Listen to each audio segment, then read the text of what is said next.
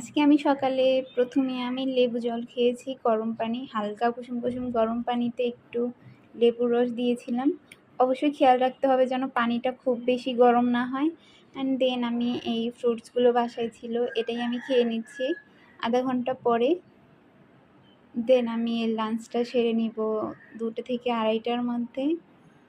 আজকে থেকে আমি ডায়েট প্ল্যানটা শুরু করছি। ইনশাআল্লাহ ভালো কিছু হবে আশা করছি।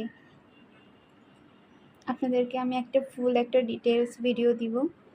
অলরেডি আমি 2 কেজি ওয়েট কমিয়েছি, বাট এইভাবে না, ভাত খেয়েই কমিয়েছি। বাট আমি এখন ভাবছি একটু লাল চালের ভাত, লাল আটার রুটি এগুলো খেয়ে একবেলা এবং দুবেলা ফ্রুটস এবং প্রোটিন খেয়ে ওয়েটটা লুজ করব।